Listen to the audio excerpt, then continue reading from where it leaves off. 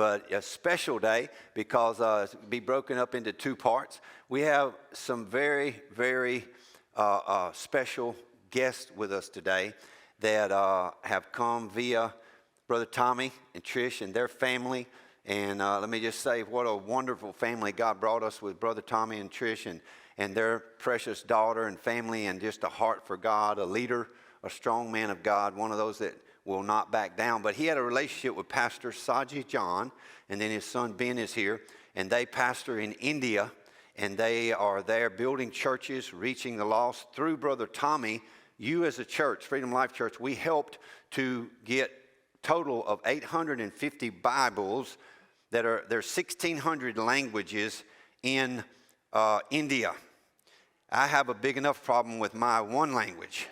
Hallelujah. English. But anyway, and all the colloquial terms that come with Arkansas. But anyway, 1,600 languages. What was the language the Bibles were printed in? Telugu. Telugu. All right. That's one of the 1,600. But they didn't hardly have any Bibles in their language. Is that right, Brother Tommy?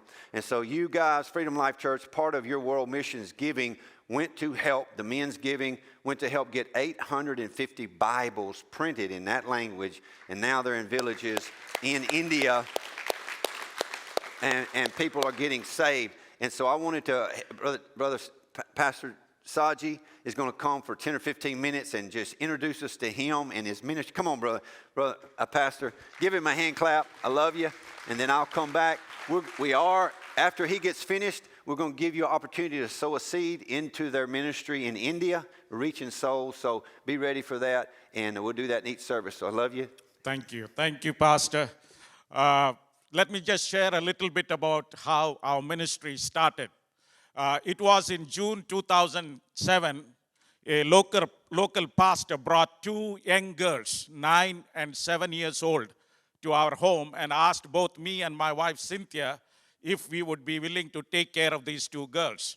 What had happened that morning was this pastor was on the streets of Hyderabad, and he saw an old man leaving these two young girls on the streets of Hyderabad and walking away. And he went and confronted this man saying, "Why are you leaving these two girls here on the street and walking away?" And this man said to this pastor, "Look, I have 5 daughters.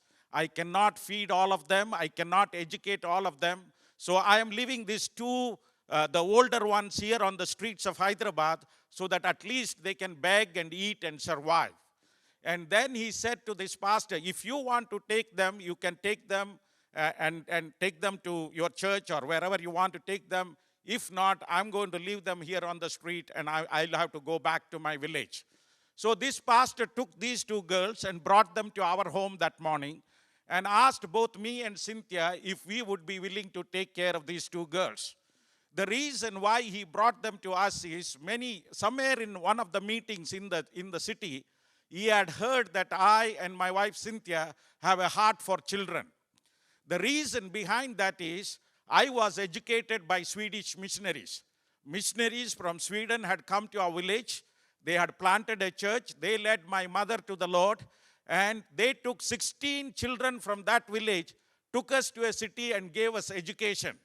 And out of the 16, 15 of us are in ministry today. And I always prayed, "Lord, as and when you enable us, we also want to educate 16 children with a hope and prayer that they will also go into ministry." But when this pastor brought these children to our house, we didn't have an organization. We didn't have any infrastructure. I was working as the Asia director for USID at that time. My wife was heading a large organization as well. But at the same time, we knew if these two girls are left on the streets of Hyderabad, soon they will be trafficked into sex trade. So we decided to take these two girls into our home, and we thought maybe we can do 16 with our own salary. We don't need to set up an organization or anything. But God had different plans. What began with those two girls has grown today, and today we have over 2,000 children under our care. And these children are mainly orphans, children of commercial sex workers, children whose parents are infected with HIV/AIDS, children who are COVID orphans. So God has given us different ministries, children homes, and the schools for these children, and also tutorial centers to give them classes after school hours. So God has blessed us with these two children, and we are grateful that the Lord has led us in that way. We never thought we will end up there, but our desire was to help 16, but God just took that first step and has blessed us. Now later on, I realized that we can't go on supporting these kids year after year after year, especially the kids of single moms. So we decided to start something for single moms, girls rescued from sex trafficking, girls rescued from temple prostitution. We thought we need to give them a skill so that they can stand on their own leg and start supporting these children. And in 2008, we started our first, what we call it as skills training center. And today we have trained over 10,400 single moms, young girls, and school dropout girls. Now, today we have 17 government certified courses. And these are like a nursing care assistant, pharmacy assistant, lab technician, school pre-primary teachers training program, computers, welding, electrical, and all of these programs. We bring in these young girls who are school dropout and girls who are rescued from temple prostitution and sex trafficking into our campus for 9 months, 6 months, and train them in these skills and send them out so that they can have a job and stand on their own leg. And every year we train about 1,310 to 1,350 young girls in that. Out of that, 200 of these are girls who are rescued from sex trafficking. You know, the joy that comes to our heart is these girls have not only been rescued, trained in skills training program, but many of them have come to know Christ, have gone on to Bible college, have married pastors. Today, I have many girls who were in the sex trade just a few years ago, pastoring churches in India. This is the miracle that God has done in the lives of these young people. Now, as an organization, we have three main objectives. One is to make Christ known in everything what we do, and that's non-negotiable for us. The second one is to make our beneficiaries self-sustainable. We want them to stand on their own feet and help themselves. And the third one is to make our own organization self-sustainable in terms of operational cost.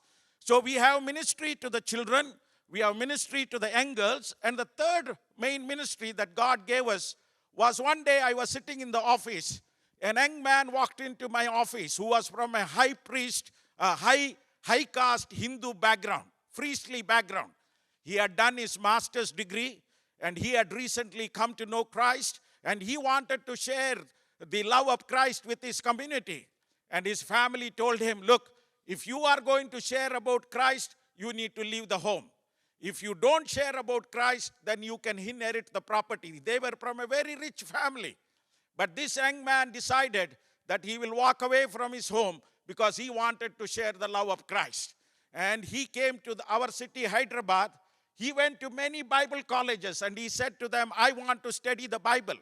Nobody would take them because they didn't know who he was. He had no money, no certificate. People were suspicious of him. And somebody finally guided him to our children's home. And he came to me one morning and said, sir, I want to study the Bible. I said, my brother, I don't have a Bible college. But he said, look, I want to go back to my community and plant a church. I said, I don't have a Bible college, but I have 2 evangelism teams. Maybe you can stay with them for 6 months, then we will see what we can do. And at that moment, the Lord put a burden in my heart to somehow give a shelter to young men and women who have come to know Christ from Hindu and Muslim background.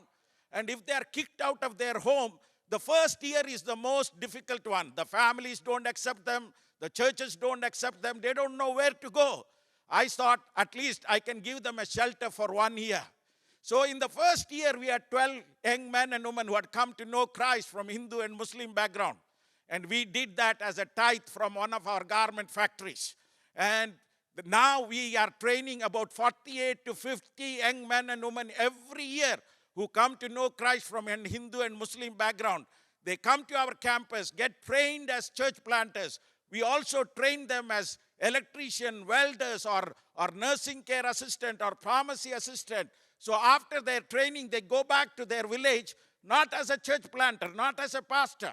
Because today, if you go to a village and tell, I am a pastor, they will kick you out immediately. But if you say, I am an electrician, you have access to community. So they can stay there, build relationship, plant a church, and they have a skill to sustain themselves. And these are the three main ministries that God has given to us: to children, and to the women, and training young men and women in church planting. And God has also blessed us with 5 businesses. Actually, we are the largest Bible distributors in India. The Bibles actually you sent was not to our ministry, to a remote village ministry, but it went through us. Actually, we distribute 700,000 Bibles every year. And we also have 2 garment factories. We have a diagnostic center, beauty parlor, departmental store, which brings in 65% of our operational cost. And that's how we continue this ministry. Now, God has blessed us with these income generation projects as well. Now, just 2 years ago, when COVID orphans were coming into our campus, and with 2 of our campuses got completely filled, and we had little over 2,000 kids in the campus. And the Lord was burdening my heart to go and start one more campus. And I remember one night kneeling down near my bed, and I said, Lord, no more. I wanted to do 16.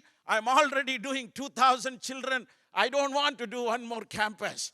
And I prayed this prayer. I felt like Moses. I said, Lord, these are not my children. Why are you asking me to take care of them? And the Lord said to me, yes, they are not your children, but they are my children. Can you be my hands and feet for him? And, we went ahead in faith and bought a land for our 3rd campus. And the buildings are coming on. There we will be building 60 children homes and a school and a church hall and a nursing college and all of this. It will double our work by next year. And we really want to thank you for praying for us. Continue to pray for us. We will be outside. Come and talk to us. There are some pants and robes. I think we have only 7 or 8 of them left. The very last Sunday we were in a church, we sold out. These are stitched by our girls rescued from sex trafficking. They are just $10 here. I have only 7 or 8, and I don't want to carry them rest of the country all over US. So if you can take them, and we also have some children for sponsorship. These are orphans or semi-orphans, $30 a month. You can help us. And also there is a newsletter sign up if you want to sign up. Thank you again for this opportunity to share with you. We appreciate your prayers for us. God bless you.